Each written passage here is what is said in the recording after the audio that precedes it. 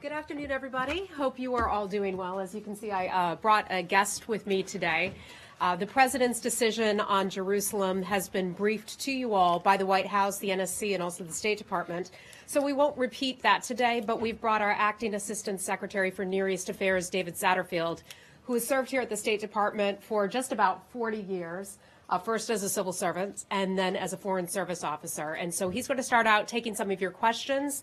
I know all of you, he does not, so I'll help facilitate and call on people. And then after he's done with the Q&A, I will gladly take your questions on any other issues. So Acting Assistant Secretary David Satterfield, thank you so much, sir. Thanks. Take your questions. Sure. Yeah. So I've got what are going to sound like a couple softballs, but they were questions that your predecessors and others' predecessors weren't able to answer very easily. So just bear with me. The two very brief ones. What is the capital of Israel? The President announced yesterday, issued a proclamation declaring the United States recognizes Jerusalem as the capital of the State of Israel. So the answer to the question is Jerusalem. Correct? That's exactly right. What country is Jerusalem in? The President recognized Jerusalem as the capital of the State of Israel. Does that mean then that the U.S. government officially recognizes that Jerusalem, the municipality, lies within the State of Israel? There has been no change in our policy with respect to consular practice or passport issuance at this time, which is where I think you're. Well, I wanted to know what the practical implications of this decision are, not in terms of necessarily broad policy, the peace process, whatever, but things like maps. Will they be withdrawn? Will the passport issue, will passports now identify Jerusalem as being within Israel if that person was born there? What about official documents? Will they say Jerusalem, Israel? What about the mailing address of the consulate, or the street address of the consulate? I've already commented that on consular practice there is no change at this time. With respect to maps, we are, of course, examining that issue, and when we have a decision, we will announce it with respect to how we will treat Jerusalem for official USG-produced mapping purposes. Okay, so that sounds to me like with these areas there is no practical impact. On consular practice, there is no impact. Thank you. So I'm from East Jerusalem. I'm being from East Jerusalem. Excuse me, sorry, I'll just call on the questions, okay? Since he doesn't know anybody. Elise, go ahead. Hi, Assistant Secretary. Could I just put a finer point on it? The President said, and you just said, that Jerusalem is the capital of Israel. But he also said that the borders are yet, that there's no change in boundaries of sovereignty. The boundaries of sovereignty. So you're essentially saying that Jerusalem is the capital of Israel, but you're not saying that the entire municipality of Jerusalem falls into that capital. I will restate what the President said, which is we recognize Jerusalem as the capital of the State of Israel. We are not changing or taking a position on the boundaries of sovereignty in Jerusalem, including geographic boundaries, and I will not elaborate beyond that except to note a further comment which the President made, which is that we regard those issues, the specifics, the boundaries of sovereignty, borders, as a matter for permanent status or final status negotiations between the party, and I think that addresses just about everything that could fall in the basket you're raising. If I might, I think that's, very parsed language and, kind of a very legal, kind of diplomatese definition. And if you could kind of put it into which you're very good at, by the way, after many years, if you could put it into layman's terms, what does that mean? That you call Jerusalem the capital of Israel, but then you say that the boundaries of sovereignty, I think that, people would like a little bit more of a layman's definition. I think the way the President presented it yesterday in his remarks and in the proclamation does a pretty good job of that, which is to say we're acknowledging a reality, something practical. Jerusalem is currently, historically, capital of Israel. That's the decision he announced. With respect to boundaries of sovereignty, borders, geography, those are matters for final status negotiations between the party, and we're not going to touch on those at this time. And I think that speaks for itself. And I'll use his words rather than my own diplomatese. Yes, my name's Saeed. I just want to follow up on East Jerusalem because it's really, it's not clear at all, not in my mind. So what happens to the Palestinian population of East Jerusalem? Do they now become automatically Israeli citizens, would have full rights and so on? What happened to 300,000 Palestinians? So the president's proclamation yesterday, his decision have no impact on those issues. He is recognizing a practical reality. Jerusalem is the capital of Israel, and all of the other aspects, boundaries of sovereignty. We're not taking a position. It's for the sides to resolve. So if you just bear with me for a second. So why not say West Jerusalem? I mean, the Russians have done that. It did not cause any problem and so on. Or why don't you say that, this part, East Jerusalem, has been negotiated, as you yourself have been involved for so many years. This portion is designated to become the capital of the Palestinian state.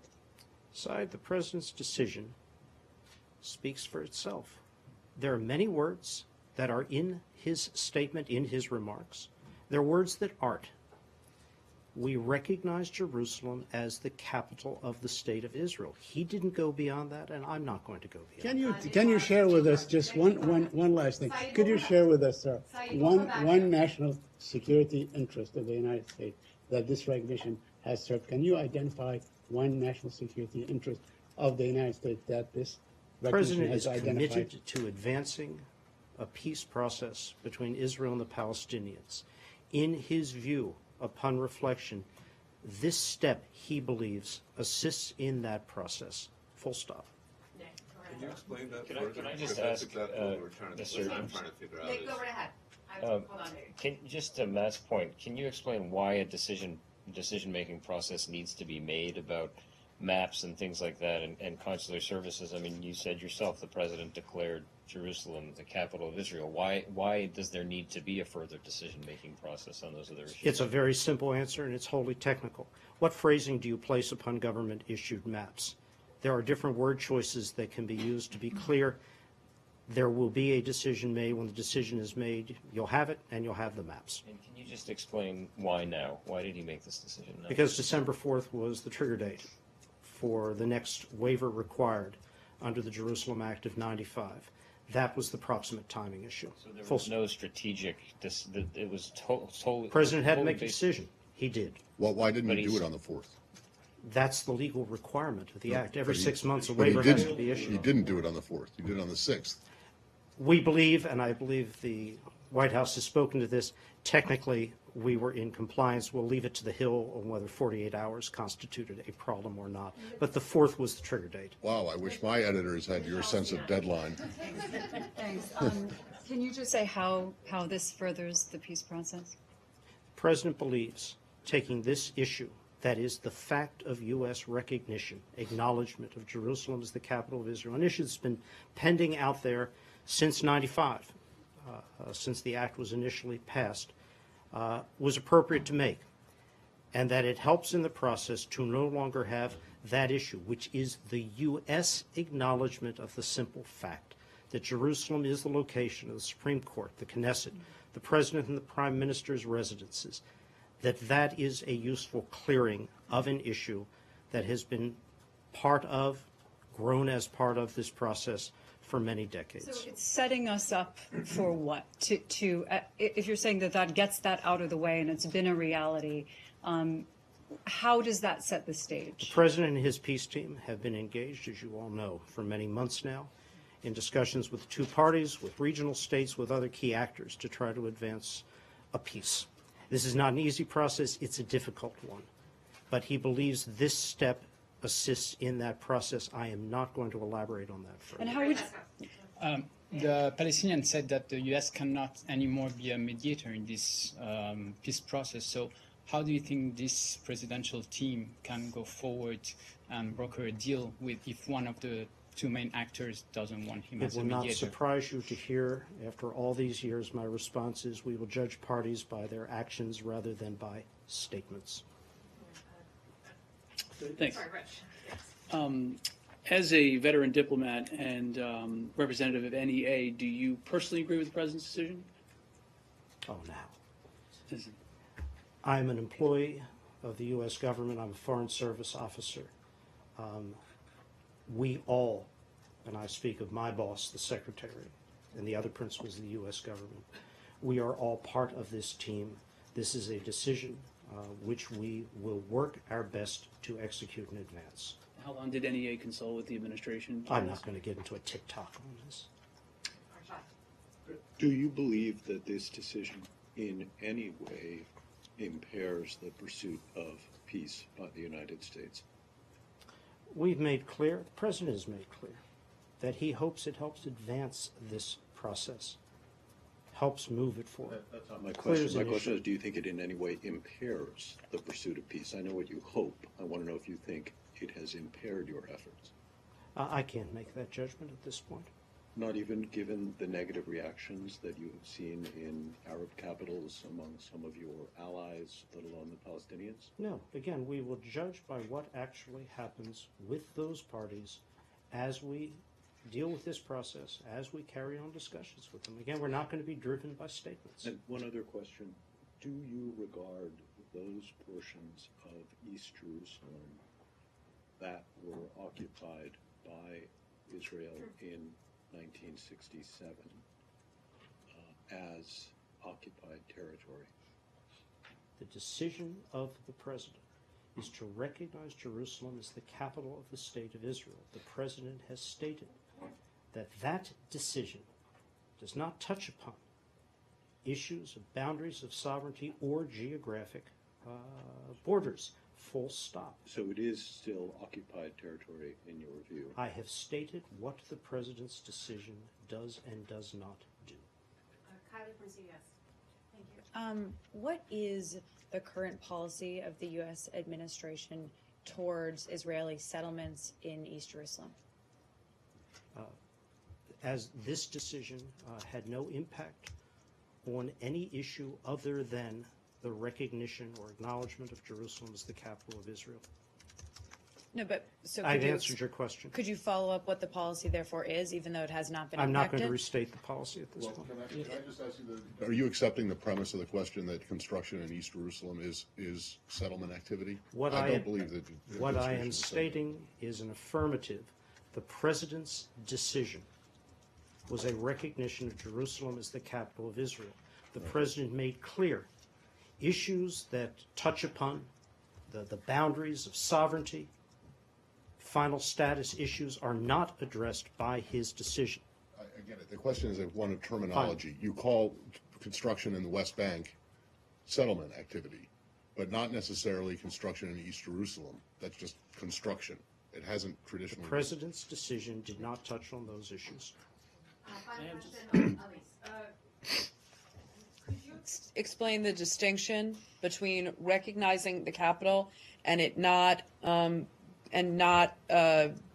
deciding anything on borders as it refers to a deal. Because if you're saying that this is a final status issue to be negotiated at the table, how does either A, this not prejudice a deal when Jerusalem is a final status issue, or B, how is it not a meaningless declaration that could be negotiated at the table? It has to be one or the other. Elise, final status negotiations are going to deal with those boundaries of sovereignty, border questions that the President spoke to as not addressed by his recognition. The President thought it was the right thing to do for the United States after all these years to acknowledge the fact, the reality, that Jerusalem is the seat of government of the State of Israel, the capital of the State of Israel. That's it. But respectfully, it's inconsistent with the idea that you would also be negotiating at the table unless you can acknowledge what we're all trying to get you to say, which you Thank you, Elise. artfully You may are well not. think that. Thank you.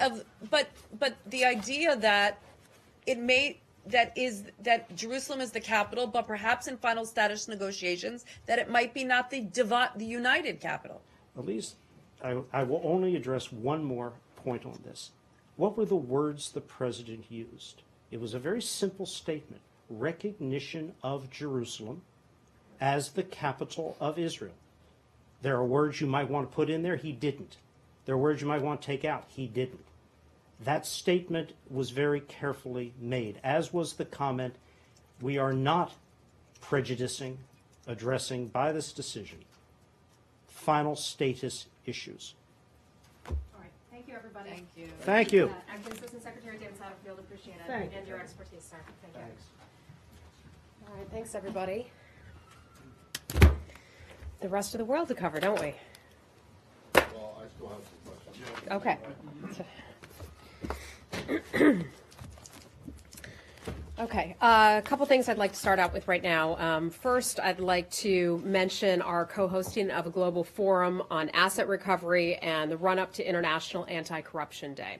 As a part of a U.S. government-wide effort to combat corruption around the world, the United States co-hosted the inaugural Global Forum on Asset Recovery earlier this week at the World Bank in Washington. This major international event, which took place in the immediate run-up to the global commemoration of International Anti-Corruption Day, was co-hosted by the United Kingdom. In a signal of U.S. commitment to this cause, our top law enforcement official, Attorney General Jeff Sessions, took part in the forum. The forum's goal was to facilitate the continued recovery of stolen assets from 4 focus countries: Nigeria, Sri Lanka, Tunisia, and Ukraine. The United States will remain committed to fighting corruption internationally by building partner nations' capacity to investigate and prosecute graft, by cooperating with foreign partners to trace and recover public assets stolen by kleptocratic regimes, and by strengthening institutions to prevent corruption. Second matter is that Secretary Tillerson, as you all know, is still on his Europe travel. Yesterday, Secretary Tillerson continued his engagements in Brussels, participating in the NATO-Georgia Commission meeting and the North Atlantic Council Foreign Ministerial.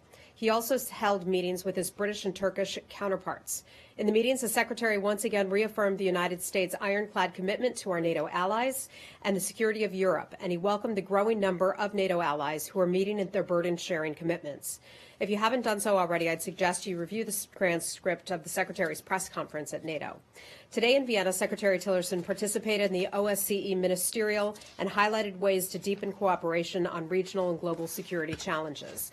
He once again called for the full restoration of Ukraine's territorial integrity through the implementation of the Minsk agreements and reiterated the United States' commitment to seeing the peninsula return to Ukrainian control. The Secretary also held individual meetings with his Swedish, Austrian, Russian, and Ukrainian counterparts, as well as with the OSCE Secretary General Thomas Greminger. Finally, Secretary Tillerson will round out his trip tomorrow in Paris, where he will meet with senior foreign French officials to discuss deep cooperation on a range of global, regional, bilateral issues of mutual concern. And with that, I'd be happy to take your questions. But I think our acting assistant secretary handled everything that we're going to cover on Israel and the president's decision today. Really? Because I'm more confused than I was before you started. I don't understand what the practical implications of this recognition are. It sounds to me from what Ambassador Satterfield said or didn't say in a very, very careful way that there are no practical implications as it relates to day-to-day diplomacy or operations of the consulate and embassy, and that what you have in fact done, or what the president has done, has recognized Jerusalem as the capital of Israel, but not recognized what Jerusalem actually is. In fact, Ambassador Satterfield wasn't even able to say that you believe that Jerusalem is in Israel. It might as well be an amorphous blob that just shows up on kind of a map if you're not willing to talk about the specifics of what that actually means, what you mean when you say Jerusalem. And I'd just like to know, what is Jerusalem in Israel? We recognize Jerusalem as the capital. That is not my question. We recognize Jerusalem as the capital of Israel. I'm not going to go on and excuse me, let me finish, Okay. and continue to answer the same things that he just answered for 20 minutes or so for all of you. There are some questions that you will rightfully have about passports, for example, about maps. Some of those things we are still working out. You will have questions about what happens with our consulate and our embassy. Some of those things we will still be working out. So I'm not going to have all the answers for you that you're looking today, but I think the president and his announcement was clear, and I think the This seems assistant like a very secretary easy question to answer. When President Trump visited the Middle East, and he went to the Western Wall and prayed, what country was he in? I'm sure you think this is very cute, but I don't think it's very look, cute. I think that you guys don't understand. I don't understand what it means to say that Jerusalem is the capital of Israel without saying what you believe Jerusalem to be. well, I think it also recognizes that the center of government is there and has been there since the founding of That's Israel. absolutely 100% factual and correct. What country was the president in when he prayed at the Western Wall?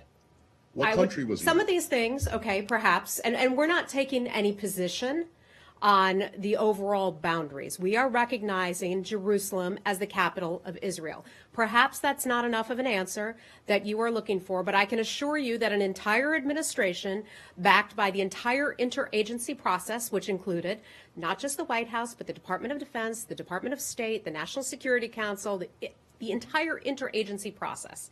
Okay, you may think you're smarter than them, Matt Lee, but the entire interagency process fed into this, made its recommendations, and the president made his decision. The entire interagency process appears to have come up with something that means absolutely nothing. Matt, that is your opinion. That is your opinion, Well, but the president announced his policy, and we are pushing ahead with that policy. Okay. Saeed, go ahead. That actually touches myself and my family and others and so I on. understand. Because on our passports, where it says place of birth, country of birth, it says Jerusalem.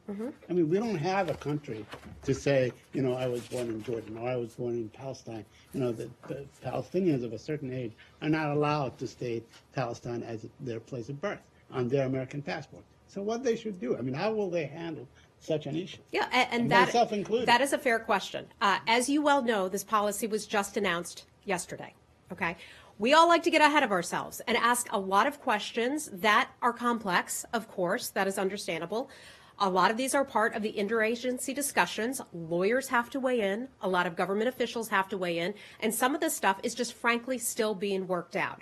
At this time, I can tell you there are no changes to our current practices regarding the place of birth on consular reports of birth abroad and also U.S. passports. The decision, we believe, will ultimately rest with the president. Okay? So do you think that given that it's still being worked out, does the secretary feel On the issue of passports, you mean? and other aspects of this, including what is Israel, what is Jerusalem exactly? But is the capital of Israel? I think we established that. Oh my Okay? gosh, thanks. Yeah. Okay, I'm done now. Does the secretary? Does the secretary feel then that this just adds confusion to the issue and adds tension in the region? I don't think so. Look, this administration is committed to working toward peace in the region. We have had Mr. Kushner and also Mr. Greenblatt and also our ambassador hard at work, backed by the State Department, on this issue since day one of this administration. That will not change. That is continuing. Can you say what progress they've made? How would the State Department characterize any progress that they have been able to make? Well, a lot of those are diplomatic conversations that are taking place. Have they made progress? They have all, and yes, when you talk with them, and I talk with them very often, as do other people at the State Department, they say that they have made progress. Some of this stuff we are not going to reveal. They are hopeful. Obviously, it has taken decades and decades of work by very many good people of both parties, Republicans and Democrats, who have tried to bring peace to the Middle East. For many years, that has failed. This administration is recommitted to trying to achieve that, and those conversations are ongoing. Some days are better than others, but the conversations are ongoing, and we will continue working at that. And how does the secretary feel about the reaction that we've seen in the region, both on paper and now on the street? Reaction in terms of what? To this decision in the region. Yeah, I think overall, while there have certainly been, and we believe in the rights of free speech, while there certainly have been people who have not been pleased with the overall decision, we have had many conversations, the U.S. government has, with our counterparts overseas. The president has, the vice president has, Secretary Tillerson has, as have staff members here in Washington as well. We have conversations. The foreign governments know exactly where we stand. We're not always going to see eye to eye with every government around the world, but the president made his decision. He made this decision, and that is what it is, and that's what we're going forward with. And then we're going to switch on to another topic. We're going to switch on to another topic. Just one thing. Excuse no. I'm sorry. You asked a lot of questions already. U.S. Hi, Elise. Hi, there are European allies that the secretary met with over the last couple of days. Most of them, including their leaders, have come out against this decision. The EU foreign policy chief also said that this kind of delegitimizes the U.S. in terms of being an honest broker. How much of the secretary's time over in Europe right now is being kind of sucked up by this? As you well know, the secretary has had a very robust grouping of meetings as he's been in Europe. He has talked about many issues, including Ukraine, including JCPOA and Iran. He has also talked about this issue with his foreign counterparts. In terms of a percentage, I'm not going to put a percentage of his time that he has spent on this, but he did have some face-to-face conversations with some of his counterparts about this issue. But there are many important issues facing the United States. We have a whole world to deal with. Okay, let's switch on to something else because I don't have anything else for you on this. We'll go to Iraq. Hi. Excuse me. Okay, last one, then we'll go on to Iraq. President Putin just spoke to President Erdogan of Turkey, and in their subjects of talk, the one was promoting the resumption of Palestine-Israeli talks. Where does U.S. stand on this? On whose talks? Between the United States, Israel, and the Palestinians? The Russians and Turkey, they talked and they decided that they're going to promote the resumption of peace talks. So what is your reaction to that? That Russia and Turkey would engage in talks? I would just refer you to those governments then. No, okay. What is your reaction to that? That where does the U.S. stand so far as the peace talks are concerned? As far as peace talks are concerned, between the United States talking with Israel, Palestinian and Israelis. Between the Palestinians and Israel, I think I've answered that with Michelle already. That we have people who are hard at work on that issue every single day, from Jason Greenblatt to Jared Kushner to our Ambassador Friedman, always backed by the State Department. Those conversations are ongoing. They will continue. We are optimistic about those conversations. We know that other countries and some of our partners overseas may have a different point of view on this, but we are committed to peace, and that has not changed. Okay, let's move on to something else. Go ahead, Iraq. No double standard. Go ahead, Iraq. No double standard question, please, if I may. It's related to this, and you. I'll come back to you then.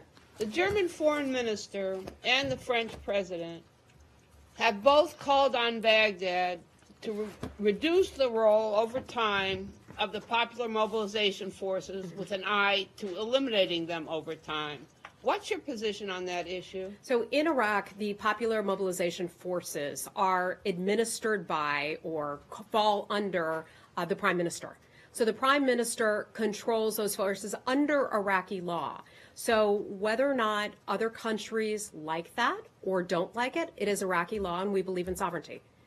So you don't see the possibility that they may formally be under Iraqi law, but really subordinate, following direction from Iran and Qasem Soleimani in particular? I think that would be an internal Iraqi matter. We've talked about this before. The prime minister knows how to best manage his security forces, but under Iraqi law, they fall under the prime minister.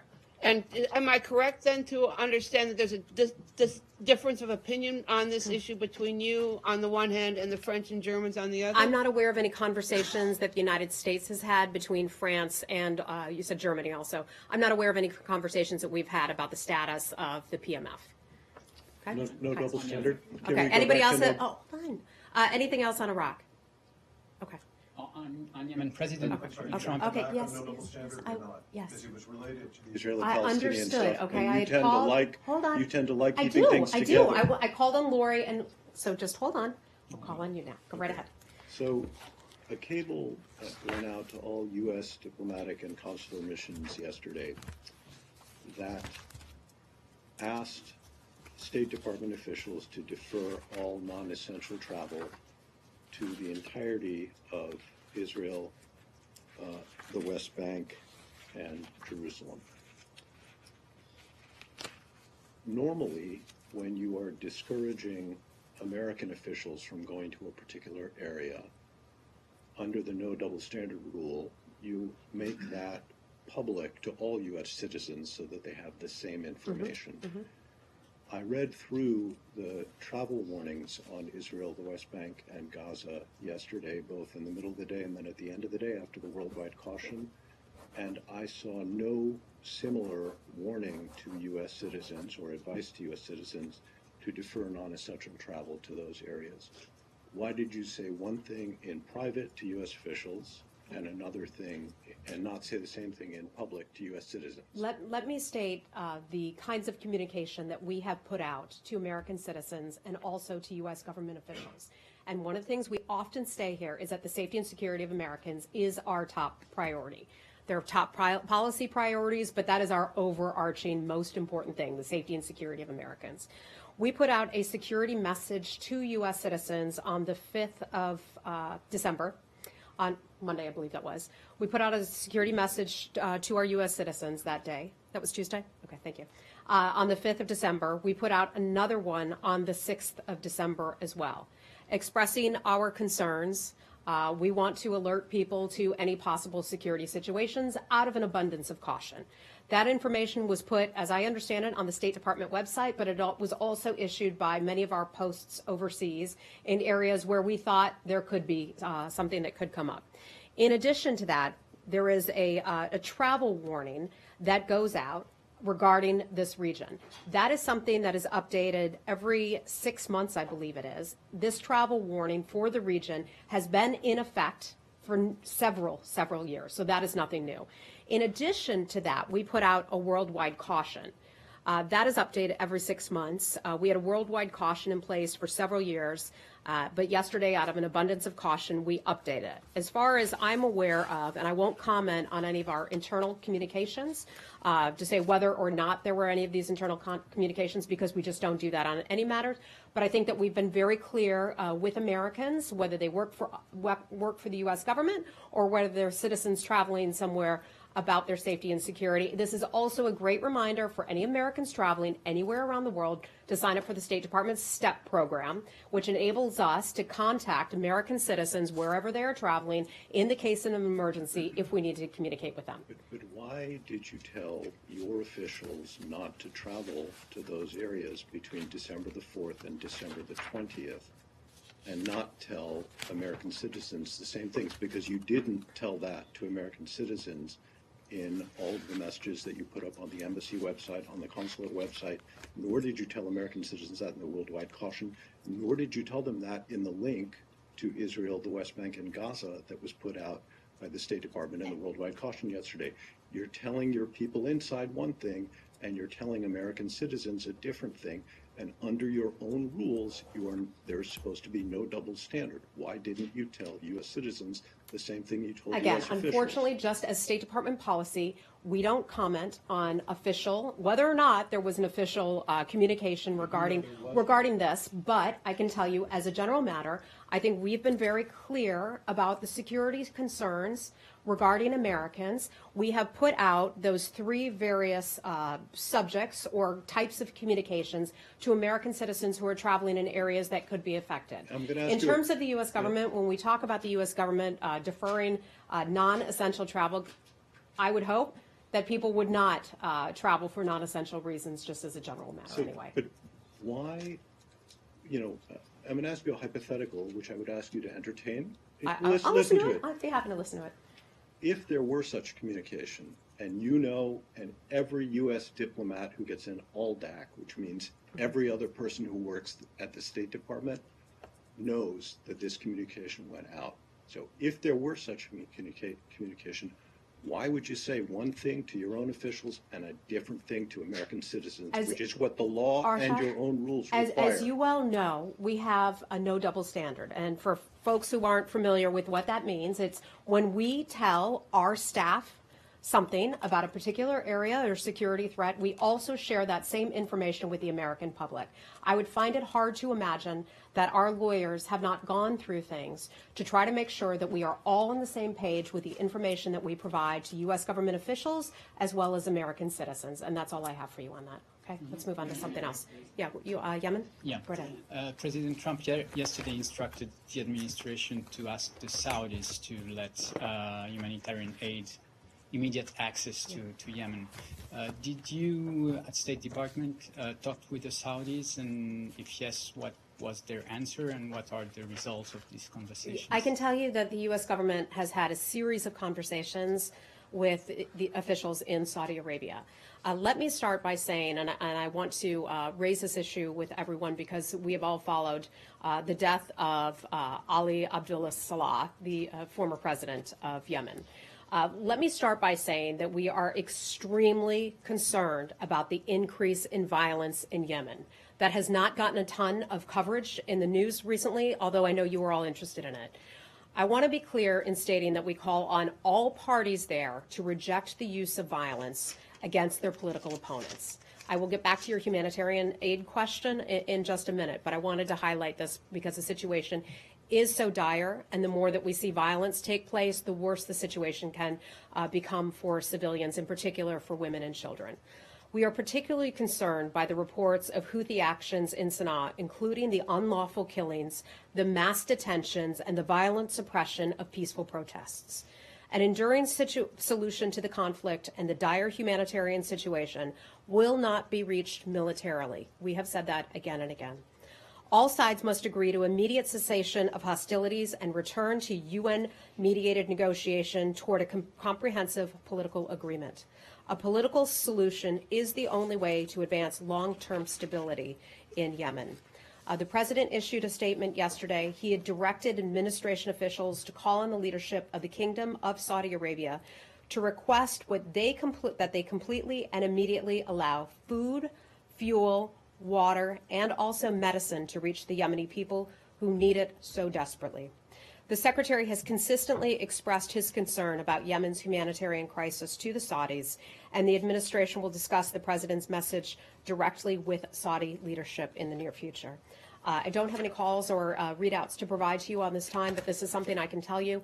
When I've sat in the meetings with Secretary Tillerson related to that region, it's always been an issue that he has brought up, the humanitarian situation, and he's called upon leaders in the region to use whatever influence they have to help with this humanitarian situation in Yemen. But since yesterday's statement, there has been no new conversation. I don't have any additional calls or any meetings or anything to read out for you on that. But the president issued his statement, and I think that that was pretty strong. Okay. Anything else on Yemen? Have the Saudis responded to you on the president's heard? Not to my knowledge. If I have anything for you on that, I can certainly check. So, is it the assessment that the Yemeni civil war has completely gone out of control? Well, I think we're really concerned about the level of violence. I mean, we have talked since day one on my job here about the humanitarian crisis in Yemen, and that the humanitarian crisis there is one that is man-made. You have men, women, and children starving, a tremendous food insecurity there. You have a cholera problem. You have the fighting, and now since the killing of the former president, you've seen additional civil unrest. It's a dire situation. We're tremendously concerned about that violence. But if we can get more humanitarian aid in there, that would be certainly a step in the right direction, and we're trying to push for that. Okay? Let's move on to something else. Hey there. Cuba. Okay. Do you have an update for us on the situation of the health attacks against diplomatic personnel? And the ranking Democratic member on the House Foreign Affairs Committee, Engel, said that the Trump administration is leaving Congress in the dark. Well, I can tell you this. We have the State Department, in addition to the U.S. government, from the FBI, Department of Justice, you name it. We have been engaged in having conversations with members of Congress. Some of those have been in a classified setting. Some have been in a more open setting. So I'm not sure which members have complained that they've not gotten enough information. But we have provided consistent briefings to Capitol Hill on this issue. Our investigation is still underway. Our Diplomatic Security Division is a part of that, along with DOJ as well. That investigation is still underway. The latest I can bring you, and I always tell you that I will bring you the latest updates on numbers. The numbers, thankfully, have not changed in terms of our colleagues and employees who have been affected by those health attacks. 24. That's where it stands right now. We continue to have people assessed and looked at. Those numbers could change, and I always say to you, and we tell folks on Capitol Hill this as well, when those numbers, if those numbers, God forbid, change, then we will bring you the new numbers. Okay? Okay. Anything else on Cuba? Cuba. Hi. Yeah. On Cuba, I wanted to ask you, please. You mentioned there is a diplomat who's the chargé d'affaires, and I wanted to ask you about the former ambassador who has been traveling all over the world, but now he's in Cuba, Mr. Goldberg. He's been meeting with members of the civil society there. In what capacity is Mr. Goldberg there in Havana? I don't have any information on Mr. Goldberg's schedule. I can't confirm that he's there right now, so I'm afraid I just don't have anything for you on that. Anything else though related to Cuba while we're talking Cuba? Do you have any other questions related to Cuba? No, we're done. Okay. Let's go on to DPRK then. Korea. Yeah. Thank you. Thank you, Heather. On Korea, South Korean President Moon said that he could not tolerate the United States if preemptive strike against North Korea. How do you respond on this? He said he could not tolerate what? Tolerate the United States preemptive strike against North Korea. I'm not aware of any that have taken place. So, but if North Korea continued to threaten the United States with missiles and or nuclears, that is the U.S. decisions. Whatever their I go back to what I Korea. often say, and that is a hypothetical. I can tell you we have a very strong relationship with the Republic of Korea. It is an alliance relationship, as we do with Japan as well. That relationship is ironclad. If we should need to, we will always defend our allies. And the Russian. Can you explain what is going on with this chatter from people about the Olympics? Yesterday, Ambassador Haley at the UN made some comment about it this afternoon. Sarah Sanders at the White House made another comment about it. She later then clarified that comment. But is there any discussion that you're aware of the U.S. not or potentially not participating in the upcoming Winter Olympics? Here's what I can tell you. Ambassador Haley spoke or issued a statement of sorts earlier today, and she further expanded on her remarks that she made yesterday in an interview about the Olympics. I can tell you the Republic of Korea has a long history of successfully hosting many major games. That also includes the Olympics back in 1988 when you were, what, 15? 15? You were 15 in 88? Okay.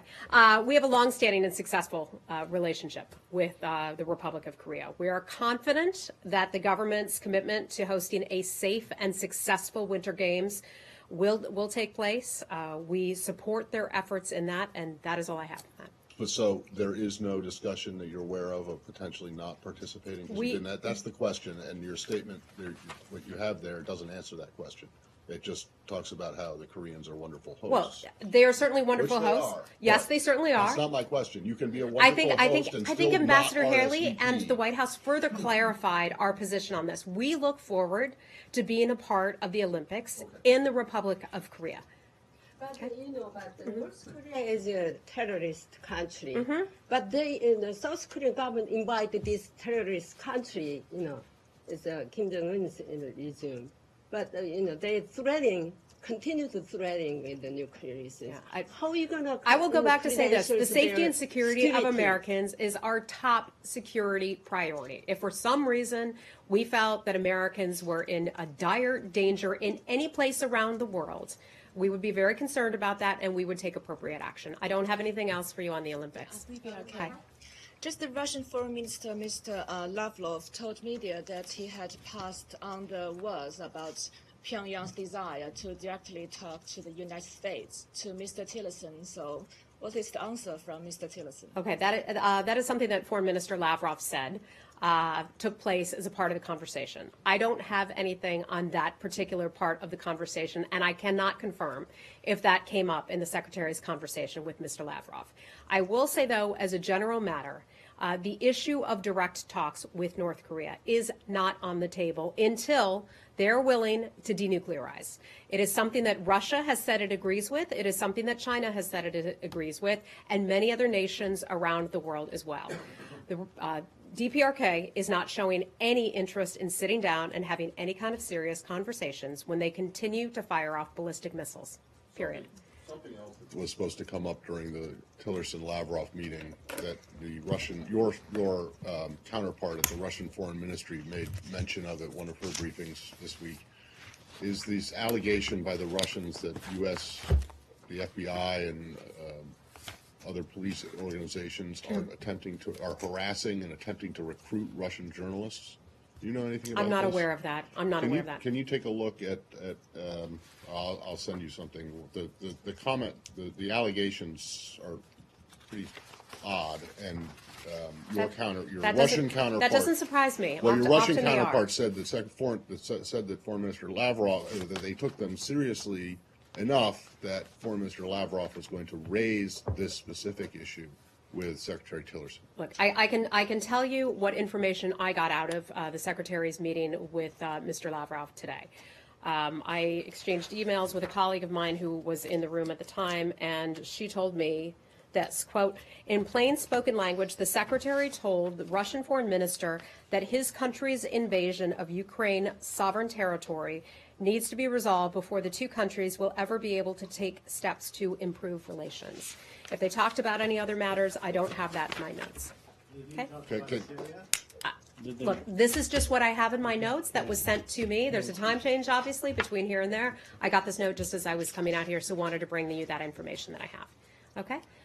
Kylie, hi. No, this is a little bit forward-looking, but we won't see you till Tuesday. There is a climate change summit next week in Paris, and it's the celebration of the 2 years of the Paris Agreement. Okay. Is the U.S. sending anyone from the State Department? I'm not aware of that. This is the first I'm hearing of the climate change summit taking place next week. I can look into it and see if we're sending anybody. Great, thank you. Okay? You best. Hey, sir, how are you? Latvia. Good to have you It's back. Hi. It's very rare when political demonstrations in Latvia can even gather a few hundred people. But 3 weeks ago, in Latvia, there was a political rally in Riga protesting the plans of Latvian Ministry of Education to close down Russian language schools, and it gathered about a few thousand people.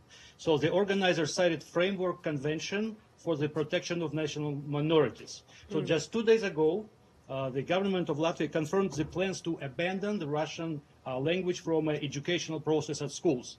So the new political protests are being gathered right now, organized in Latvia, where around 40% of the population are actually Russian-speaking, in fact. So it might lead to creating one more point of instability in the world.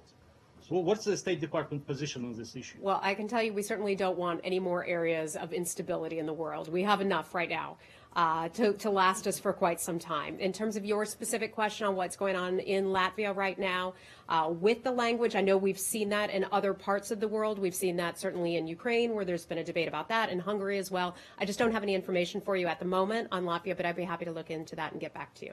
Okay? Miss, last question. Hi. Hi, thank you. Munir Al-Moudi with I-24 News.